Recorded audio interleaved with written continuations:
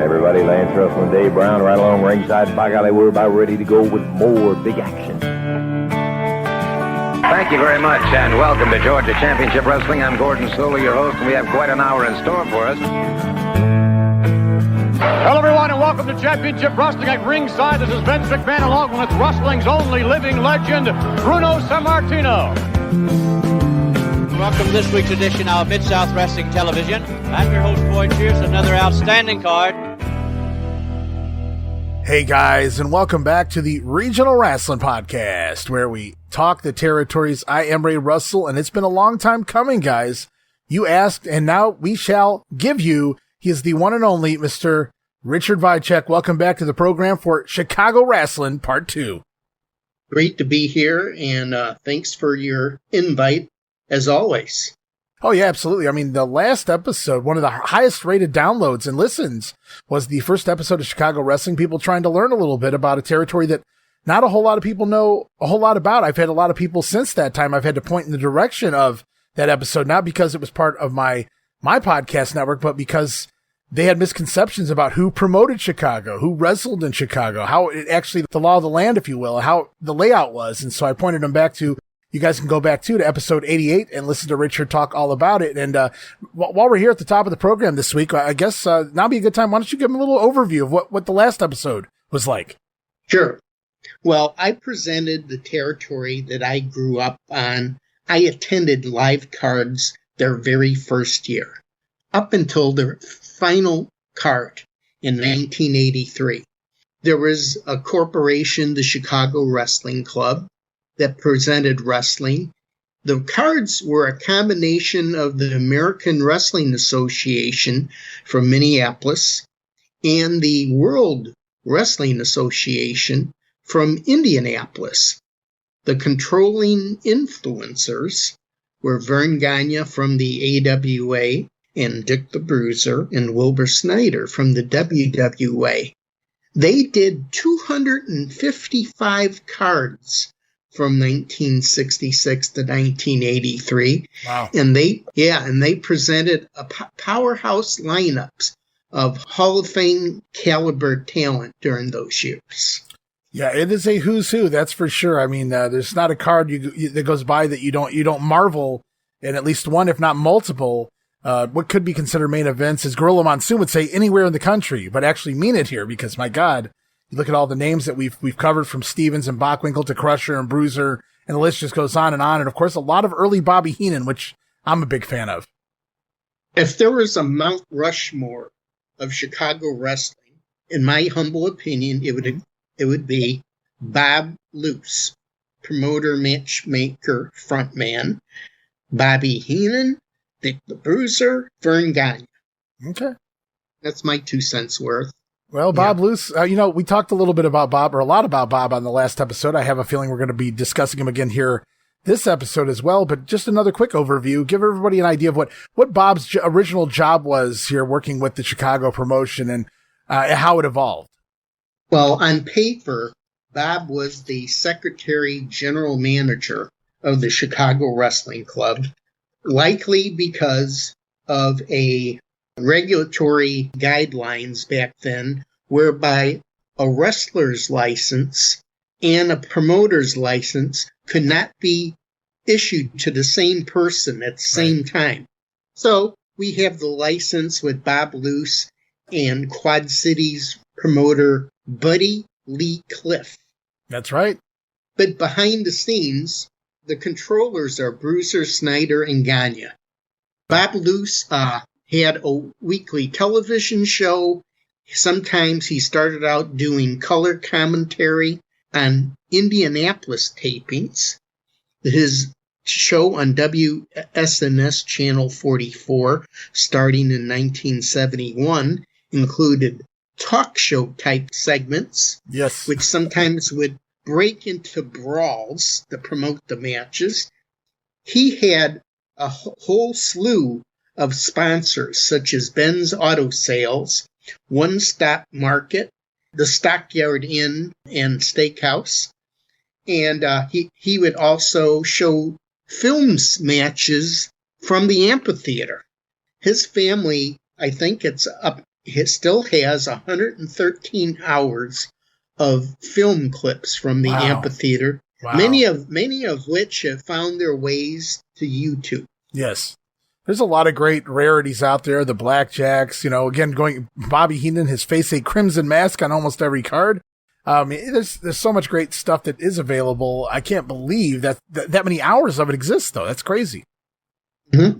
They did also filming at White Sox Park, Soldier Field, the nearby Hammond Civic Center, which was basically a WWA payday in Northwest Indiana. Mm-hmm. Usually weeks before or after an amphitheater. Okay. That was one of the regular stops on the Indianapolis circuit, such as Elkhart and Fort Wayne and Terre Haute, cities like that. Okay. So last we left off here in the storytelling of the Chicago Wrestling Club, the last episode or last event we covered was a big Comiskey Park show on August 27th. I take that back. It was September 7th, 1974. The headliners there were Vern Gagne and Billy Robinson, which I've gotten to see a lot of Billy recently over in All Japan. We've been covering that on my Pro Wrestle Academy podcast and video cast, watching a lot of Billy against Jumbo Sharuda and guys like that. And here it's Vern and Billy Robinson in the main event, but also it was Dick the Bruiser teaming with Bobo Brazil, bringing him in to take on the Sheik and Bobby Heenan. We talked even a little bit about the payroll for that night.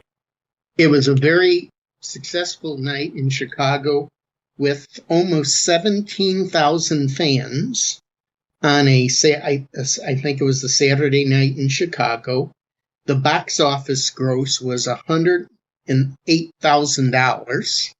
Wow! And then, of course, the average ticket, they did hike up the ticket prices a little bit for that one, which they would traditionally do for a ballpark or what they would call an annual Super Bowl of wrestling card, which we'll get to talk about that.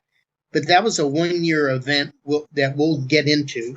But yeah, and the wrestler who I wanted to start talking for those years was Axe Baker, who in the years before got nationwide publicity because two men, Alberto Torres and Ray Gunkel, died in real life following their matches with Axe Baker.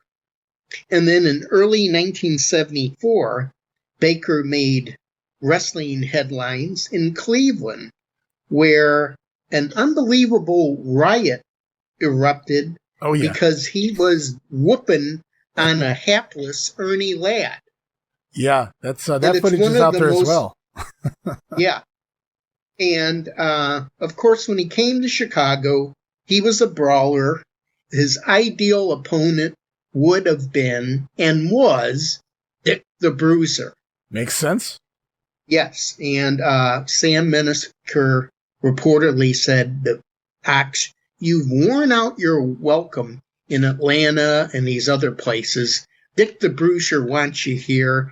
And so for over 2 years, they feuded in every match you could think of. Two brawlers. There was no flying head scissors, no flying drop kick. Just brawling forearm smashes, punches, and Axe really developed a lot of heat with his interview style. And I'd like the audience today to listen to Axe doing a promo on Channel 44 television in Chicago. He's going to be facing Dick the Bruiser, and he's trying to talk butts into the seats, as they say. So Let's go listen to Axe Baker on his upcoming match with Dick the Bruiser. I have told Bob Lou to put extra security men out there because every piece of the Bruiser that one of these men can get a hold of, they can carry back to the dressing room. You people of Chicago, you would like to know what I have at this time, what I have discovered in Dick the Bruiser, and I should let you know right here on this program.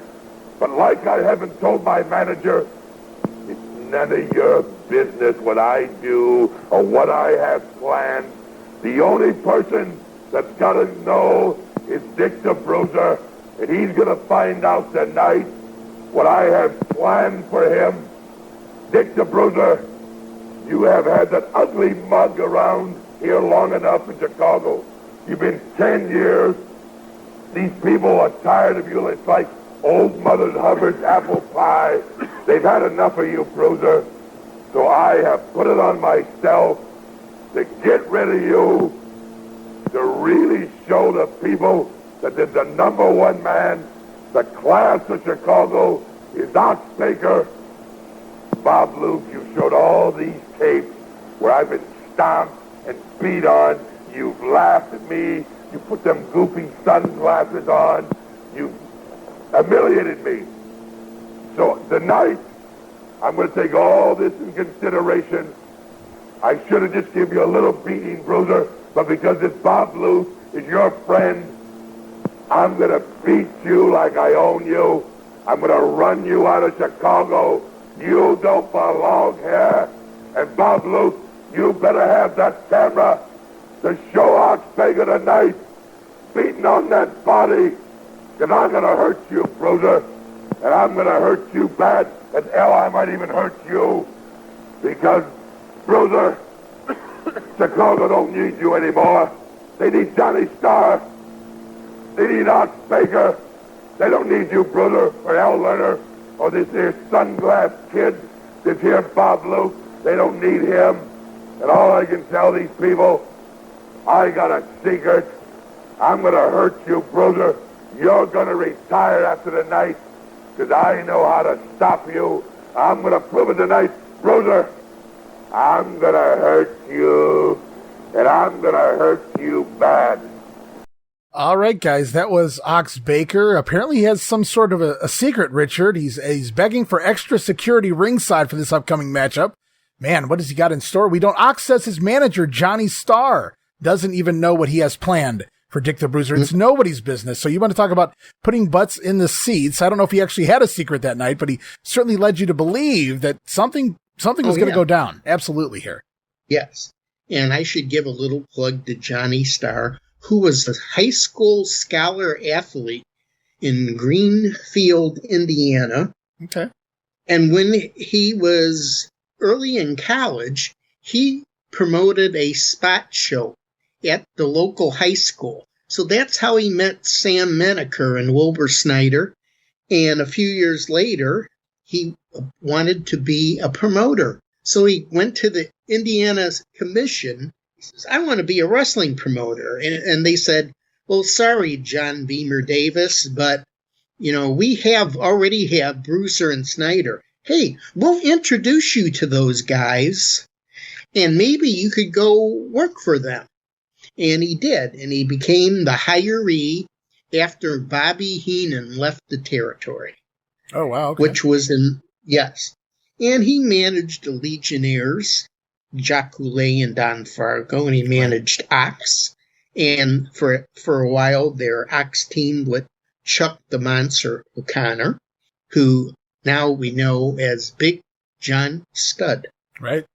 So that was, Starr was the manager for Ox, and he gave it a good shot. Of course, no wrestler in the history of the business ever replaced Bobby Heenan. Well, that's what I was going to say. That's some mighty big shoes to fill. Yeah. You can't really. Yes. I mean, that's some bad luck, right? I mean, that's the bad part about it, though. Even if he did a good job, people are still comparing him to Bobby. I'm certain some fans are comparing him to Bobby, not everybody, but yeah. But that's it's not a manager that's often talked about, but he was certainly there for a little period of time. Yeah. And, he did manage a lot of the big stars that came through there throughout that period, because you need that manager to help you put the butts in the seat, especially for guys who either their gimmick is they can't really talk well, or they simply really can't cut a good promo. And so it's good to hear that, he came in there and he did okay for himself, though. And after his wrestling, which probably went another 6-7 years, he got an advanced degree in divinity and became a reverend in the Disciples of Christ Church. Wow. Okay. Yes, a real life preacher. And, I've interviewed him many times. People still stop him on the street. I remember you back in the Dick the Bruiser days. Yeah. Wow. That's pretty cool stuff. And I'm so happy that not only are you a giant fan of this era and of Chicago wrestling, but you actually lived it and kind of validate and verify what these guys were all about. If they were truly indeed as good as some people say they were, or maybe not as good, maybe overhyped. And Johnny Starr was a guy I had questions about as well. So, going back to that for a moment, I appreciate you kind of giving us an idea. Obviously, nobody's going to be Bobby Heenan. That's unfortunate, but I mean, that's just only one Bobby Heenan. Heenan leaves the territory and they got to find next man up. And it's not somebody that's been around forever in the business either. Starr made his debut in the ring earlier that year with a gimmick like a mob guy. It was called Jocko Chino. Okay. Or something like that, which didn't last long. Then he became Johnny Starr. I don't know if he was the Italian street brawler or something like that.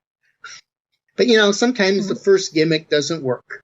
Right. Try again. Mm-hmm. One of the highlights in the 1970s for the Chicago Wrestling Club in the tag team division was the combination of Nick Bockwinkel and Ray Stevens, who were, as we know, managed by Bobby Heenan. Bockwinkel and Stevens, they did all the AWA towns. They didn't go down to Indianapolis, but it was one of the most incredible teams, bar none, in the history of tag team wrestling. Right. Those guys, and maybe we could listen to a sound bite here of a typical Ray Stevens promo. By the way, they had a lot of feuds with Bruiser and Crusher.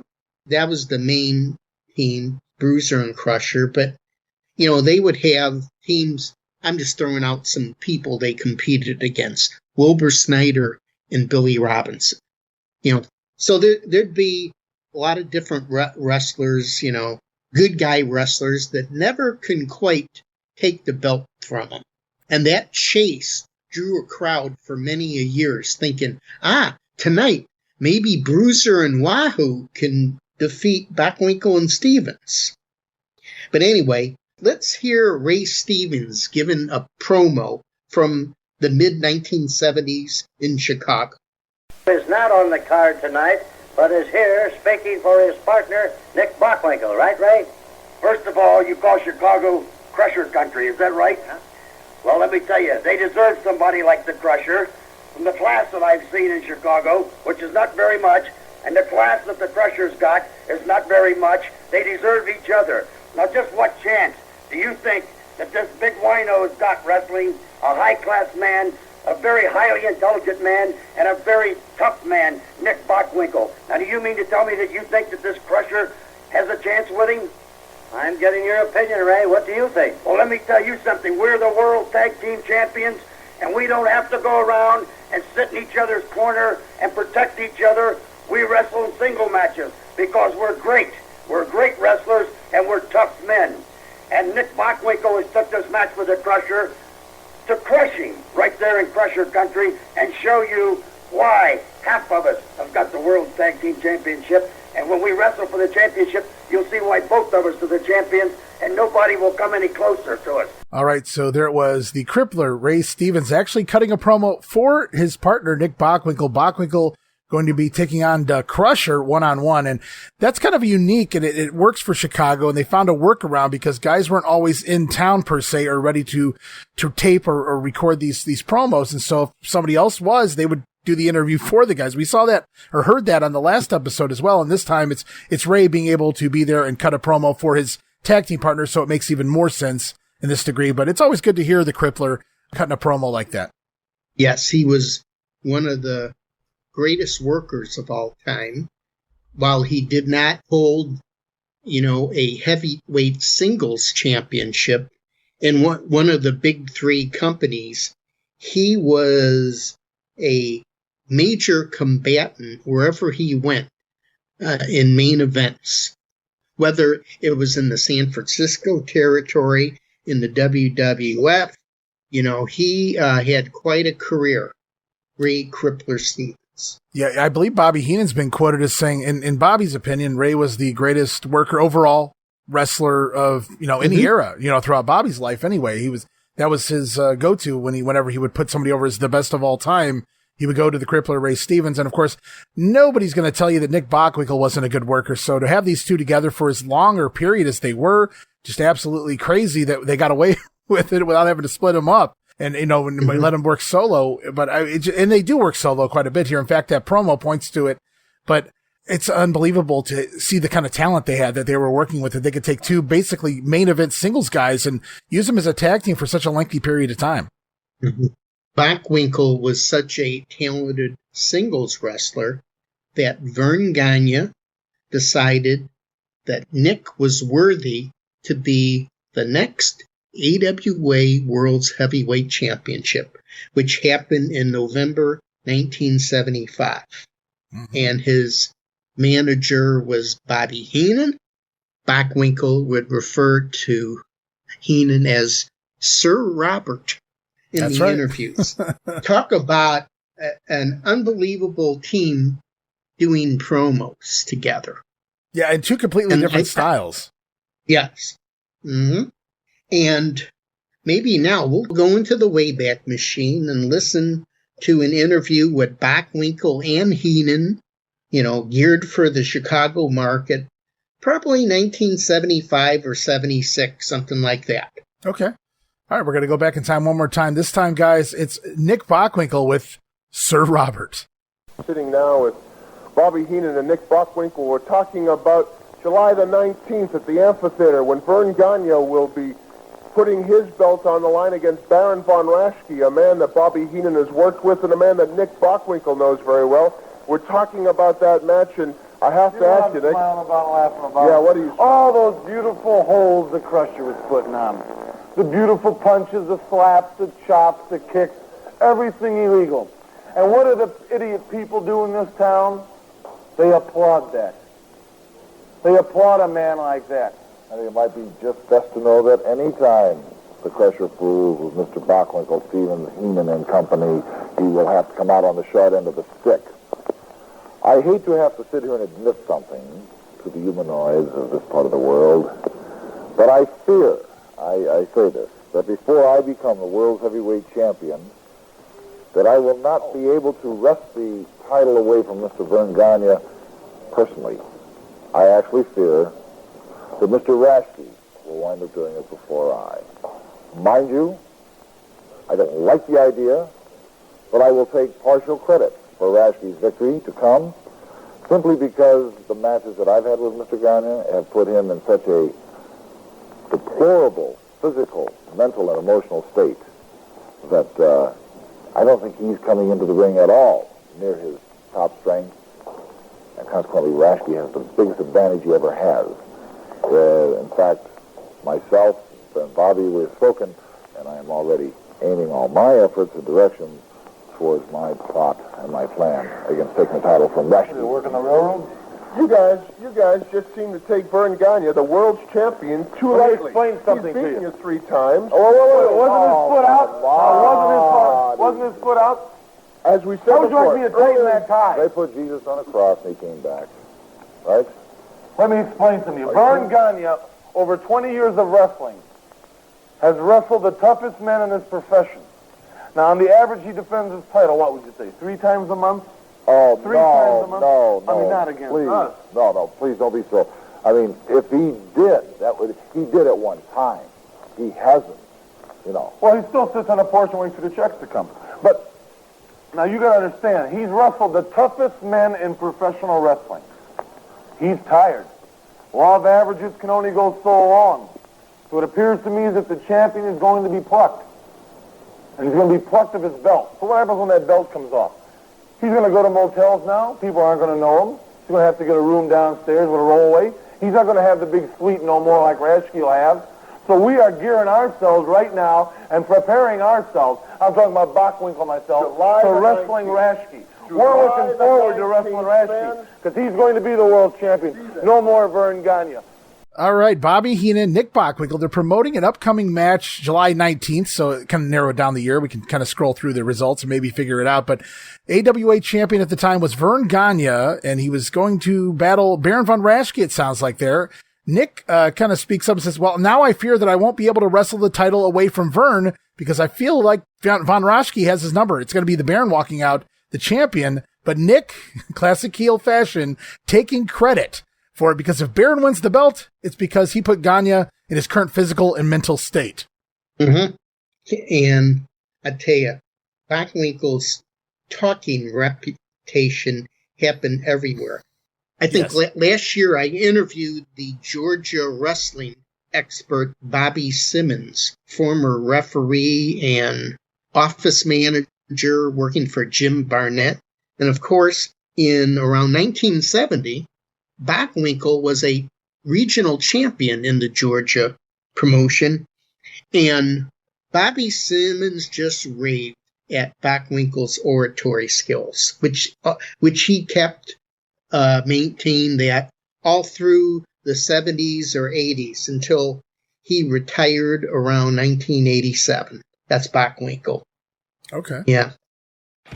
Hey, Bruiser buddies, I want you to listen to Wrestling Nostalgia with Dave Dynasty. Every week, he has the roughest and toughest interviews in the podcast world today, with the best guests you could ask for. There's no bums on this show. Let Dave Dynasty be your podcasting tag team partner and listen to Wrestling Nostalgia while drinking beer, smoking cigars, and busting heads. Just look it up on your favorite podcast platform and subscribe today, because the Bruiser said so. Hey guys, Ray Russell here, curator of the WrestleCopia Podcast Network, inviting you guys to listen to many of the programs here as part of the WrestleCopia brand, including, but not limited to, the Wrestling Memory Grenade, currently covering the 1988 and the WWF project. You can also listen to the Regional Rasslin podcast, where we talk the territories. You can also listen to the Wrestling Stoop with the legend himself, Bob Roop. But that's not all. You can also check out the Pro Wrestling Academy with the professor of Pro Resu, Mr. Dan Ginnity. Dan and I go back in time and cover the history of Japanese professional wrestling in the English language.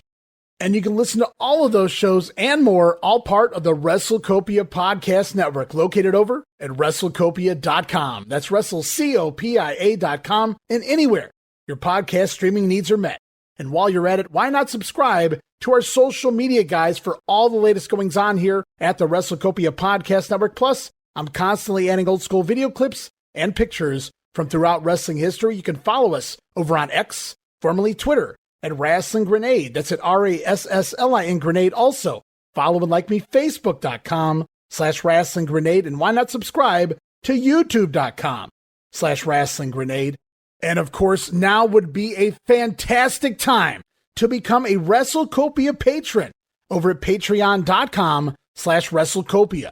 That address again, Patreon.com/WrestleCopia, where you get so many gifts, including all of my insanely detailed show notes for every episode of The Grenade Show, Regional Rasslin, and the Monday Warfare podcast. You'll also get early access to a lot of the podcasts here on the WrestleCopia brand, where you can listen days and sometimes as much as a week earlier than the rest of the listeners. But that's still not all, guys. You also get at least a dozen digital downloads for your viewing and reading pleasure each and every month, plus random bonus video drops, and of course, the Patreon exclusive Watch Along series covering many past WWF and WCW events. And if that's not all, videocasts, also now a part of Patreon. No subscription, cancel anytime. Give it a try for a month, guys. I think you'll like the content that I offer, and every penny of it goes right back here into paying the bills. So if you're looking to support that next up-and-coming podcast brand, please consider making it WrestleCopia. Help me pay some of the bills to keep the WrestleCopia Podcast Network and all of the great shows here up and running for the months and the years to come.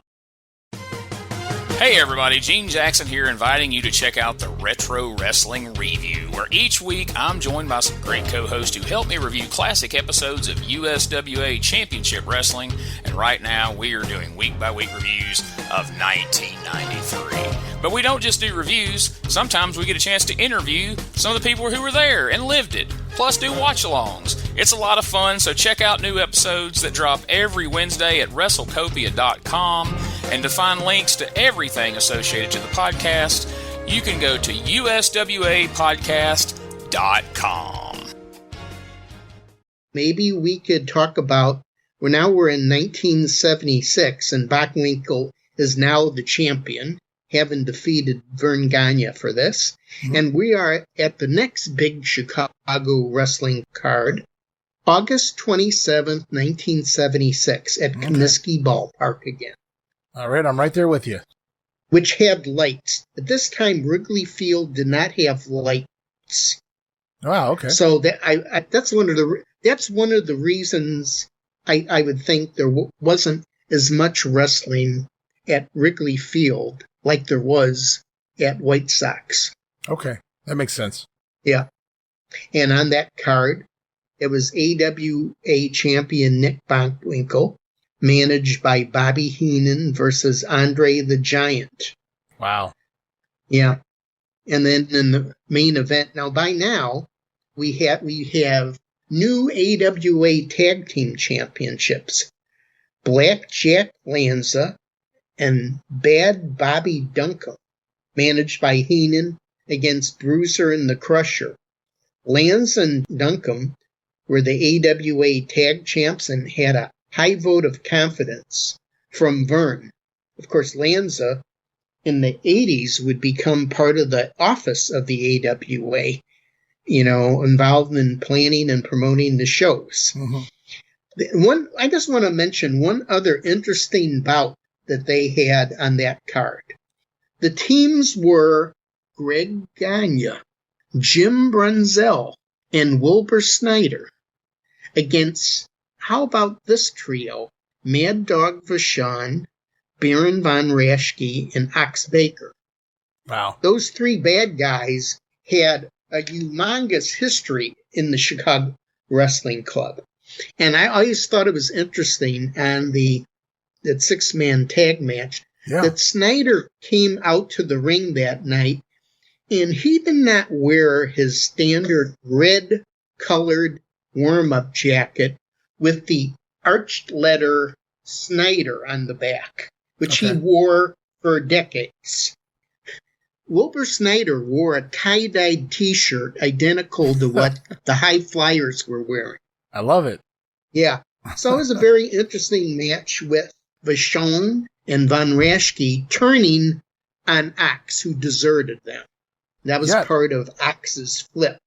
Yeah, it's essentially a triple main event here. I mean, all of these guys have been pushed to some degree to the top of the cards. Of course, both world titles on the line, the AWA tag, and Bockwinkel and Andre. My God, you got Andre in town. And then the sixth man, Wilbur Snyder, who's been here forever. And like you said, all of the heels are established. And of course, the High Flyers, the youngsters at that point in time in their career, Jim Brunzell, Greg Gagne. So that's pretty cool. And I even see on the, the undercard, you got some of the other, Peter Maivia's even in town for this. So it's a fun show. Mm-hmm. And then starting in the late mid-70s, Bob Luce, in conjunction with the triumvirate of owners, would present a Super Bowl of wrestling, usually in November or December of the year, which he did 1975 to 79. They would have, it would be more like 7 or 8 matches on the card. They'd import people. They would bring in Jose Lothario. I think they probably brought back Peter Maivia. They had Pedro Morales. So they tried to expand the roster and have some a little different matches. And the ticket price maybe went up $1 or $2. But they did this every year. They called it the Super Bowl. These Super Bowls of wrestling taking place in late fall, moving into the winter. I'm going to presume these were just in the amphitheater. Then they were not outdoor sport. All spectacles. All Super Bowls were the amphitheater. Okay. Yeah. Mm-hmm. All right. And of course, then Bob Luce would play the Star Wars. See, by 1977, the Star Wars movie came out. Oh, yeah. And there was a disco recording of the Star Wars theme by a recording label Meco, M-E-C-O. You probably heard it. Sure. It's a disco, with the hi-hat cymbal beat. And Bob Luce would run that song during every walk to the ring by the wrestlers. He would blare that out to get people whipped up. Because at the time, that was a hot movie. Yeah, Nick Bockwinkel should have came out to the Darth Vader theme, though. That would have been fun. Yes. Mm-hmm. So, that was those Super Bowls were a big event going up to 1979. Okay. But I think I have to dutifully report that by the time 1980, the Chicago Wrestling Club started gradually fading away and losing traction. And maybe I could start with what I call the last hurrah for the Chicago Wrestling Club. All right. Which was July 18th, 1980 at Comiskey Park.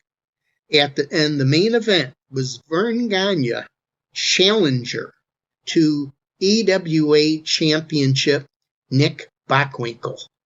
And Vern promised the wrestling world and the TV audience, if I lose, I'll retire for good. So that set the stage for the big match at White Sox Park. But Vern wins the belt, with his patented sleeper hold. And in traditional Hollywood fashion, all of the good guy wrestlers ran to the ring and hoisted Vern up on their shoulders for that. Well, it doesn't hurt being the promoter either, right? No. Now, and there's an interesting other bout lower in the card. Okay. Recently, the Southern wrestler Jerry Blackwell arrived in the AWA and was getting a big push. And in a match against Dick the Bruiser, Bruiser put him over. Wow. What's the story behind that? Was there just a lot of money talking there? I think I think Vern had a lot of plans for Jerry Blackwell, someone that's approaching 400 pounds, right, but can do a standing drop kick.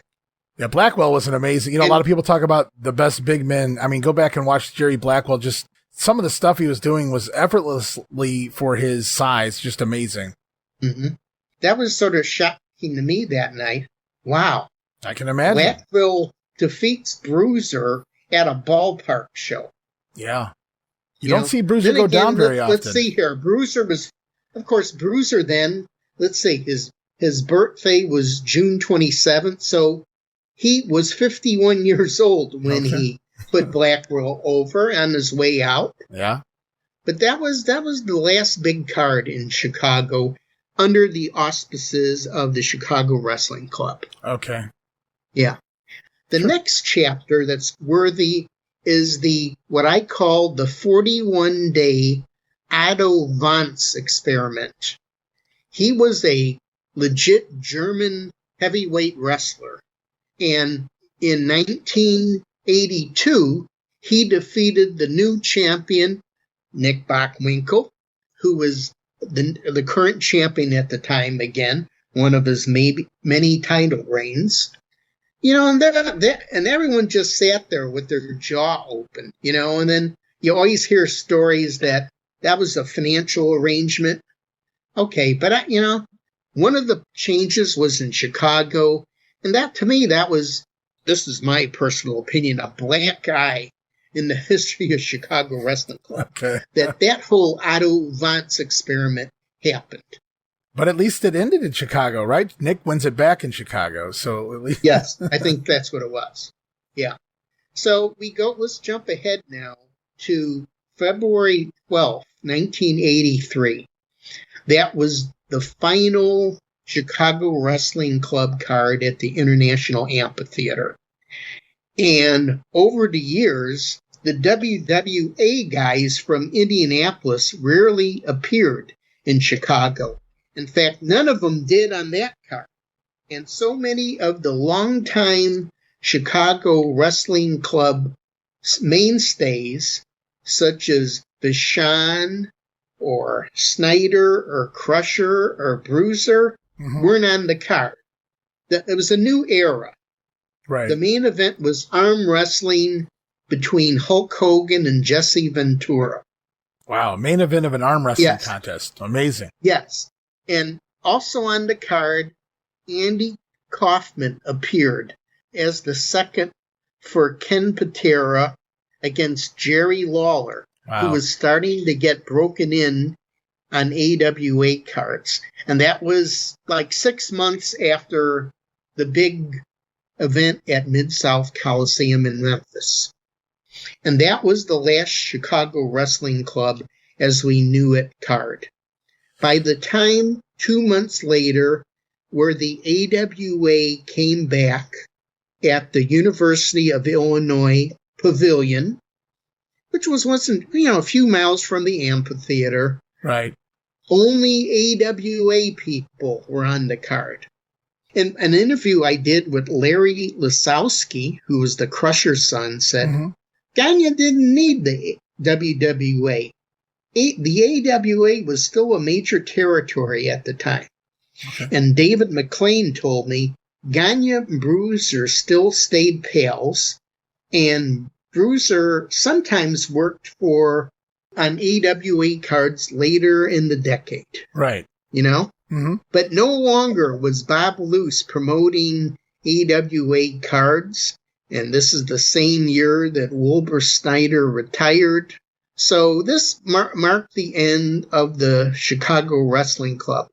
I think, as with every wrestling promotion, the cable TV exposure coming from Georgia Championship Wrestling and the WWF, of course, Georgia was on WTBS Atlanta. Right. WWF was on WOR Secaucus, New Jersey. And sometimes their cards were on USA Cable Network from the Garden. Yeah. I mean, how can those promotions keep up with those storylines, those production values, those young, exciting performers who were 30 to 35 years younger than Bruiser and Gagne? Yeah. And Vern, it's a young man's game. Yeah, and Vern really couldn't seem to get that. I don't know what that was just something he couldn't move away from. And not just for himself, because I know he eventually retires, but just some of the other guys that he just kept around maybe a little too long. And I don't know if it was loyalty or just, novelty, or if he was just comfortable because he knew them for so long and could trust them to do what he wanted them to do. But like you said, man, how am I going to buy that this guy who looks 50 years old is kicking butt out here when I'm watching all these guys on TBS who are just doing amazing moves, and they're young and they're fast and they're doing all these new things I haven't even seen in my territory. So it's definitely a different world for sure. And it kind of gives you an idea too, as like you said, Lawler's starting to come in here, Hogan and Ventura in an arm wrestling contest. That was not something Vern would promote as like the main event of a show in years prior. But here we see something like that. And clearly that was some kind of a draw, or they wouldn't have been, putting it on the show in any capacity at that level of the show anyway, an arm wrestling contest. Hogan, of course, huge there before he got to the WWF, and Jesse was a great talker, and I'll put it there that way. So, but so they moved from the amphitheater to the UIC Pavilion then. Okay. Yes. And I just wanted to add a good example of this competition. How can Gagne or Bruiser compete with the Jimmy Snuka Magnificent Morocco feud? Oh, my God. Which was, in 1983. It's just such levels, of intensity. Yeah, certainly. No, there was quite a few, things that were going on around that time frame, just very different from the old guard and very different for the time. And like you said, to be able to see Madison Square Garden, or even a clip from the Garden and the steel cage and the spot with Snuka on top of, there's so many, and the heat, it was all that heat that was going on between the guys. And it just felt like an actual war, when those two were feuding. So it's another WWF match, which was on USA Cable live, coast to coast in 1981. The Alley Fight, Sergeant Slaughter and Pat Patterson. Yeah. What a match. That's in one of the top 5 matches of all time in the eyes of many videotape traders. Sure. Certainly of that era and many eras for that matter. I mean, that's just again, it goes back to realism and an actual war. You really believe these guys were trying to kill each other in there. It was a hell of a fight, and it's still remembered to this day. It's, high regards as one of the greatest matches of all time. Certainly one of the greatest, street fight battles of all time. Yes, and the WWA in Indianapolis was already on decline starting around 1980-81, stopped running in 1985. As of 1980, Bruiser, Snyder, Moose Cholak, and Bobo were over 50 years old. Wow. Well, I believe it. Yeah. Now, the AWA kept on for many years, but actually, had a sort of a definite decline. And something? At that UIC Pavilion in 1984, the WWF made its own first debut in Chicago. And on its card were many ex-AWA people. Well, Vince is good for that. That's brilliant booking, by the way. Yeah. Stud, Ventura, Murdoch, Adonis, Patera, and Santana. Wow. And of course, all those guys jumped ship because Vince was able to pay them salaries and royalties that they couldn't get anywhere else. Right. So it was a wonderful promotion. You could have to give credit to the WWA because they are the ones that originally hired Bobby Heenan and David McLean to get into the business. Okay. It was the WWA who originally created the teams of the Blackjacks and the Valiants. Right. And of course, the AW had oceans of trained wrestlers that no other school of training comes close to what Vern Gagne did with his army of wrestlers. Quite a bit of talent came out of there. Yeah. But, in the end, Dick the Bruiser and Wilbur Snyder both died in Florida in late 1991. Bob Luce passed away in 2007, and Vern in 2015. In the day, the Chicago Wrestling Club was an exceptional wrestling group with a rich history. And us Chicago wrestling fans were so lucky to have experienced this promotion. You're one of the lucky ones, Richard. You've been there basically from the beginning. And so I'm not trying to show your age, but I mean, I marvel at that because it's so much history. And that's why we've talked offline about this. And we covered an overview that, you did a great outline here covering this over the last couple episodes. And I love the sound bites. The listeners absolutely have loved the sound bites that you put in here. You brought this back to life for everyone, or for the first time, really, for many, including myself. And so, we're going to go back and do some more episodes down the line here, guys, where we're going to kind of break down certain eras and look at some of the feuds and what was going on and talk a little bit more deeper about the results and the cards on some of these shows. So it's going to be a blast as we continue on. But as I go back and I look at this, it's amazing to know just how successful it was for about a 15-year roughly period. And then the decline starts right at the beginning of the 80s. Did cable TV have a little bit to do with it? A lot of people say so. The story always goes that somewhere around 79-ish or whenever the Funk sold Amarillo to Blackjack and Murdoch, it was Terry Funk who went and did a shot over there at TBS Studios and said, my God, cable TV is going to be the end of wrestling as we know it anyway. And so that's when they decided we need to just, fold up shop in the Amarillo territory, and they sell off. And I don't know how true that is, but that's a story Terry told later on in life. So we go back here, though, and you talked about it. USA Network. Of course, Joe Blanchard's Southwest Wrestling started on USA, and then, of course, Vince. And down there in TBS, of course, Georgia Championship Wrestling was huge, and everybody came through there. Even if they weren't working for Georgia on the weekly, they would at least stop through to be seen on cable national television. And so here in Chicago, they were fighting hard. It looks like the WWA kind of the talent anyway, kind of bails out here moving into the 1980s. And based on the talent that, the roster, and I apologize to Dave Dynasty for saying this, I can kind of see why a lot of those guys weren't welcome in not the Comiskey shows, but the amphitheater shows by that point in time. But when you got guys, Vern's bringing in Hulk Hogan's and Jesse Ventura's, it makes sense to me why he tries to make the power move here and bring in all of the AWA talent. And you know what? This phase out did not just happen to Bruiser and Gagne. It happened to Crockett, to Watts, Eddie Graham, Owens, Mike LaBelle, Roy Shire, the Original Sheik, Bob Geigel. Did I leave anybody out? Oh, there was quite a few. Martinez. Now we'll go back a little. Yeah, absolutely. Yeah. My gosh, what an amazing history. I can't wait to get into it even deeper, just different periods and watch the boom periods and talk a little deeper into the feuds and things of that nature as we continue on. It's been a blast, absolutely, to have you here and just give us a brief history to do this. But there's something else been going on in your world recently before you leave us here. And you've put out the Dick the Bruiser book in the past, The World's Most Dangerous Wrestler. But now you've put out a book about Wilbur Snyder. Is that correct? Yes.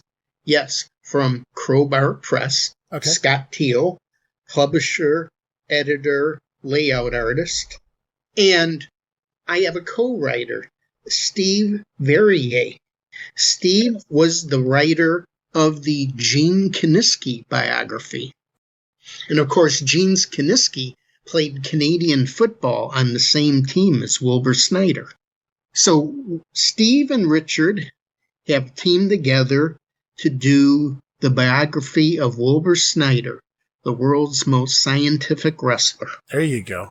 Yes. So I'll come back. Yeah, absolutely. That'd be good. Yeah, we'd mentioned that in the past, when you were still just beginning to publish it and, talking about it online. I said, I absolutely would love to have you on here to talk, in deep about the book and, everything that went into it and what people can expect to come out of it when they make their purchase and go back in time and learn the history of Wilbur Snyder, sometimes an often forgotten wrestler, which is amazing considering his ability, the world's most scientific wrestler, right? I mean, he was one of the best to get it done on the mat, in the ring, and also a promoter here as part of the WWA and in Chicago. So lots to learn there from Wilbur Snyder and his entire history in the wrestling business. Yes. Well, my job and Steve's job is to educate people about contributions of Wilbur. That he didn't have the ego that Gagne or Bruiser did. Wilbur was sort of a mild-mannered Clark Kent. Sure. And yeah, I can see that. I can definitely see that. He didn't have to be a hog for main events. Hey, when they needed him, he stepped in and performed admirably. He even wore tie-dye. Yes. With the high flyers, yes. Yeah. I've read the Kiniski book. It's been a while. I've certainly read the Dick the Bruiser book that you shared. It's important to inform, but it's also important to entertain the readers. And you guys both have done a great job in the past. So I'm looking forward to diving deeper into the Wilbur Snyder book myself. So I have a little more to discuss with you guys when we have you on for that. But, going back in time and deciding, I'm tackling Dick the Bruiser. It makes sense. Big name, huge name. My grandfather didn't even really watch wrestling. Not like me. He wasn't a fan per se. But he knew of Dick the Bruiser. He grew up in the 50s and 60s, and he'd tell me about Dick the Bruiser and mimic his voice and things of that nature. Wilbur Snyder's not a guy that maybe the common or average wrestling fan might have heard of, but that's what I love about you guys when you write these books. You understand this is from yesteryear. This is from a different period, and maybe some people today might, feel like, well, I might get bored reading about. Well, no, you guys write tremendous books that absolutely entertain you all the way through. It's not just a fact sheet. I mean, you guys do a tremendous job in writing the books. So I can't wait to get into the Wilbur Snyder book and see everything and learn a whole lot, no doubt about it, from my end as well. Steve and myself would really look forward to being on with you on Wilbur. Yeah, definitely. We'll definitely put that in there too. We're going to be doing that. We're going to be covering the Chicago Wrestling Club, going back and looking at results and things of that nature. I don't know if you have any more sound bites lurking around, but they're always welcome on the program as well. Sure. But, I will go back into the Wayback Machine, and maybe, we could exchange emails to get a feel for future topics from the Chicago Wrestling Club. Sounds good to me. Yeah, we're definitely going to be tackling that, guys. So stay tuned. More of that on the horizon. So this little brief overview, this project concludes, but now we go back and now it's going to get real fun because now we get to dissect what we choose, right? So now we're going to, these look fun. This looks like a fun era of Chicago. Let's talk about this. So it's going to be a good time. And of course, Richard was there for all of it in some way, shape, or form, if at least in spirit, if he couldn't make it to the arena. So we're definitely going to be tackling so much good stuff in the weeks to come here on Regional Rasslin. Richard, I appreciate you so much. Every time, we talk, Thank you. A true pleasure. And you're always welcome back here on Regional Rasslin and the WrestleCopia Podcast Network. Thank you very much, and see you soon.